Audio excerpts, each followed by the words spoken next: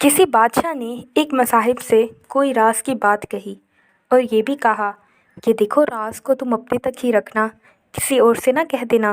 مصاحب نے 1 سال اس راز کا ذکر کسی سے نہ کیا اور ایک دن وہ اپنے کسی دوست کے ساتھ بیٹھا باتیں کر رہا تھا۔ دوران گفتگو رازداری کا ذکر آ گیا۔ مصاحب نے فخریہ کہا کہ رازداری تو اسے کہتے ہیں کہ سال بھر سے بادشاہ نے مجھ سے یہ راز کی بات کہی تھی، مگر میں نے آج تک کسی سے اس کا ذکر نہیں کیا۔ آج تم سے کہہ رہا ہوں۔ مصاحب کے اس کہنے کا یہ نتیجہ ہوا کہ اس دوست نے اپنے کسی دوست سے وہ راز کہہ دیا اور آہستہ آہستہ سارے ملک کو بادشاہ کے اس راز کا حال معلوم ہو گیا۔ بادشاہ کو جب اس کی خبر ہوئی تو اسے بڑا غصہ آیا۔ اس نے مصاحب کو بلا کر قتل کر دیا۔ بادشاہ کے غصہ کا حال ایک بزرگ نے سنا تو کہنے لگے، اپنی غلطی کی سزا بادشاہ نے دوسرے کو دے دی۔